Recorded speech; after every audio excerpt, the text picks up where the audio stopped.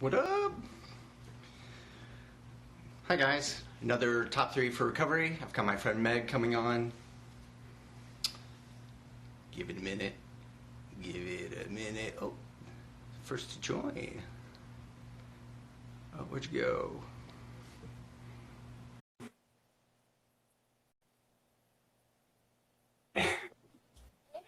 Meg!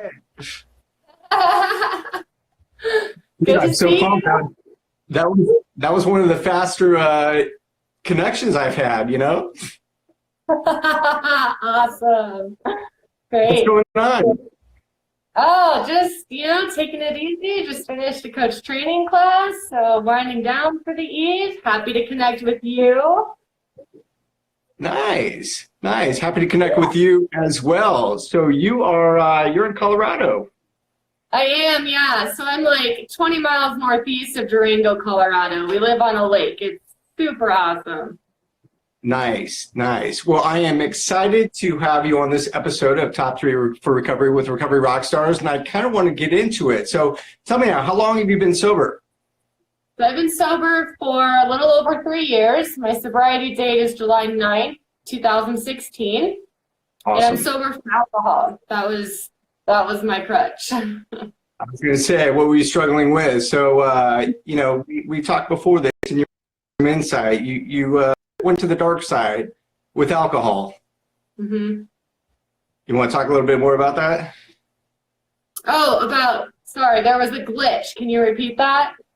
Yeah, I said, we talked offline beforehand, and you were telling me how you went to the dark side with alcohol, and I just want to ask if you care to share anything about that.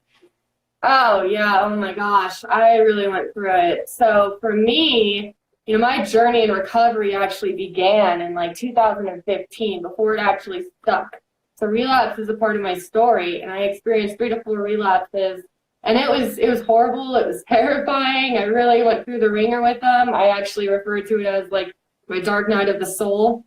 Yeah. And I was in a really dark and deep place for about, full on 2 years. But of course, I mean, it expanded much before that and a long time after as well. So, I was homeless. At one point, I was on the streets. At another point, I was sleeping in a tent up in the mountains. Really just anything I could do to be able Wow. to afford my addiction, right? Because if I didn't have to pay rent, then I had a ton more money that I could put towards whiskey and wine, which that was my thing. And so, for a while, there was like a 3 month stretch where I didn't draw a sober breath. And, that's a long time to stay under the influence. And for me, I was drinking to suppress emotions. I was drinking, to suppress unsavory memories. I was drinking just to feel better. But ultimately, I was contributing to this cycle. I mean, alcohol is what was making me feel worse. I really struggled with panic and anxiety attacks, and the alcohol is what was feeding that. Now, I didn't realize that at the time, and it took a while for that to click for me. That part of Yeah. that anxiety and panic was like withdrawals that I was experiencing, and it was just feeding and creating the problem.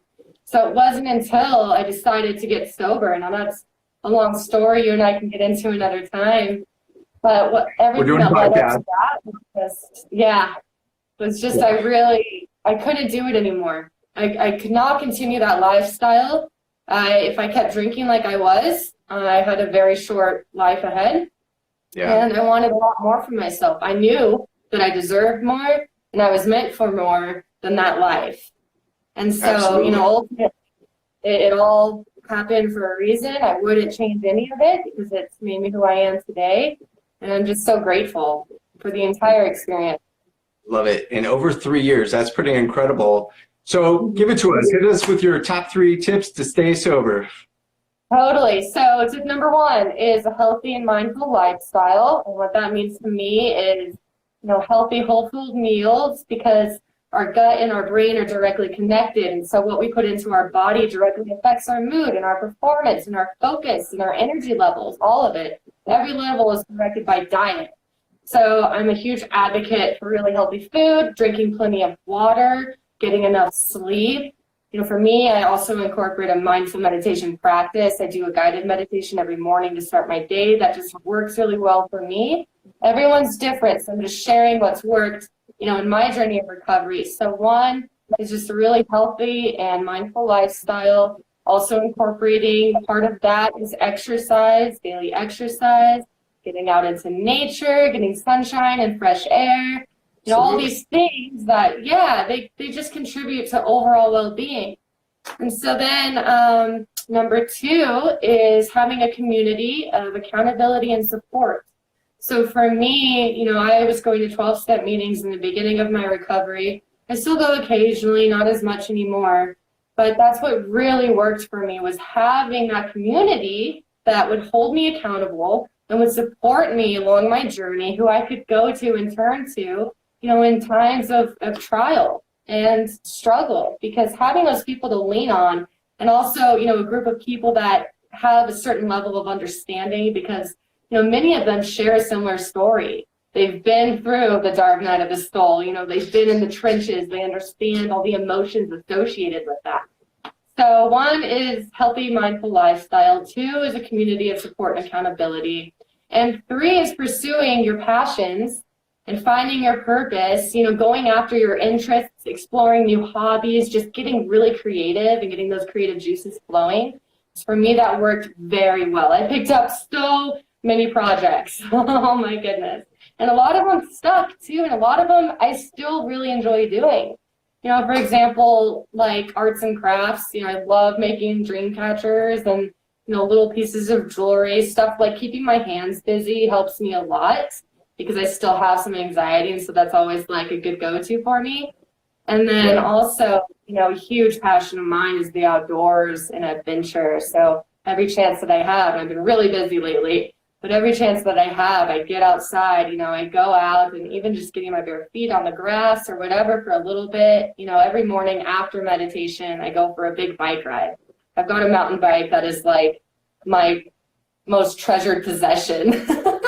And so I ride that around a lake. We live on this lake, and it's like a 14-mile ride. So I do that every day just to get my blood flowing and get fresh air. So that's been really beneficial for me. Yeah, and taking the dogs out, just, getting out into nature, because nature is extremely healing. Oh my God. Real quick, I used to be a wilderness therapy guide, and I've just seen the transformations that so many individuals have had just being immersed in nature, away from distractions for weeks at a time. It really changes, the entire, the psyche, the perspective, all of it. So does it snow where you're at come wintertime? Oh my God, dude. We got so much snow this last year. It was nuts. So we lived in Utah, and then we moved back here in February. And so I lived here before, but I hadn't been here for a winter in years. And we just got hit so hard. I mean, one night it must have snowed like 4 feet. We actually had the neighbors down the road bring their plow tractor because they felt bad for us, like out there shoveling like feet of snow. They're like, can we please help you? So yes, we get a ton of snow. So you don't get that 14-mile bike ride in. You got to go skiing or something, huh? Yeah, or like I was thinking about just getting one of those, indoor bikes that are stationary. Like I gotta get it in somehow. I'm actually really sad. I'm kind of hoping this winter's not going to be as big, so I have like more time to ride. So we'll see. Well, Meg, thanks so much for sharing your top three. How can people find you if they want to connect with you? Yeah, so I'm on Instagram. Wild Recovery is my handle, so they can find me there. How'd we come up with the name Wild Recovery? So I matched like the two aspects of, my journey of the last several years, this transformation that I've been undergoing. So of course, recovery is a huge part of my life, the biggest part of my life. And just the wilderness aspect of marrying like nature and wilderness and the wild, like all things wild, because for me, that's what I'm really inspired by. I'm really motivated by is just getting, pursuing those adventures, getting outside and experiencing those moments of awe that you can find in nature.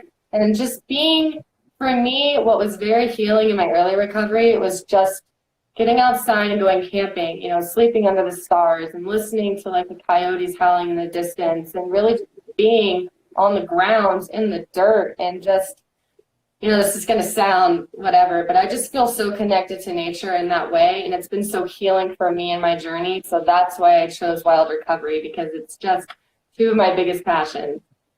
That's awesome. Meg, again, thank you so much for being on Top 3 for Recovery. Thank you for sharing your wisdom and your insights. I appreciate you, and I hope you have a good night. You too, man. Thank you so much for having me. I appreciate you. Have a great night. You too, mate. See ya. Bye.